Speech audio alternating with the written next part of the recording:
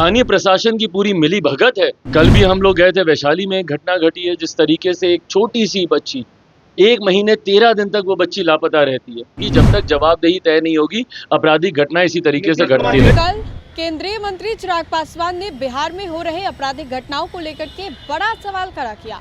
चिराग ने कहा कि मिली भगत है पुलिस प्रशासन की, इसको लेकर के चिराग के बयान को लेकर के सवाल भी कई खड़े किए जाने लगे। बीते दिन चिराग पासवान हाजीपुर पहुंचते और आज एक बार फिर से मुंगेर के लिए रवाना होने से पहले केंद्रीय मंत्री चिराग पासवान ने बिहार की राजधानी पटना में लॉ एंड ऑर्डर को लेकर के और बिहार के लॉ एंड ऑर्डर को लेकर के एक बार फिर से सवाल खड़े किए। एक बार फिर से चिराग ने नीतीश सरकार से सवाल पूछा और एक बार फिर से पुलिस प्रशासन की कुव्यवस्था को लेकर के सवाल खड़े किए।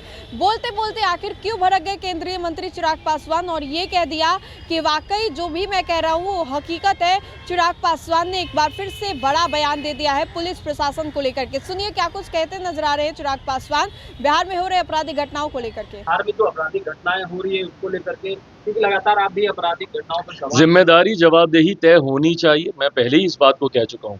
और प्रशासन, कल भी हम लोग गए थे वैशाली में, एक घटना घटी है जिस तरीके से एक छोटी सी बच्ची 1 महीने 13 दिन तक वो बच्ची लापता रहती है। स्थानीय प्रशासन की पूरी मिली भगत है कि भाई 1 महीने 13 दिन तक आप उस बच्ची को आप ढूंढ नहीं सकते हैं क्या? उसके मोबाइल फोन से क्या उसकी लोकेशन को ट्रैक नहीं किया जा सकता था?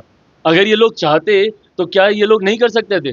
गाज गिरी है छोटे अधिकारियों पर, थाना लेवल के अधिकारियों को वहां पे बर्खास्त किया जा रहा है, जबकि हकीकत यह है कि जितने बड़े अधिकारी हैं वो भी इसमें लिप्त थे। तो ऐसे में जब तक जिम्मेदारी तय नहीं होगी, जब तक जवाबदेही तय नहीं होगी, आपराधिक घटना इसी तरीके से घटती रहे। तो बखूबी आपने सुना किस तरीके से केंद्रीय मंत्री चिराग पासवान ने बिहार में हो रहे आपराधिक घटनाओं को लेकर के बड़ा सवाल खड़ा किया है।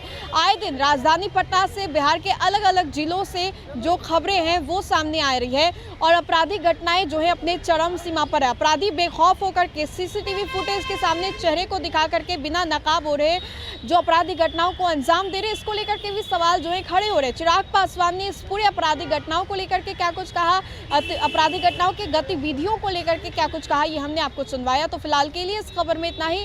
सहयोगी मंटू के साथ राजनंदिनी, देशवान न्यूज़ पटना।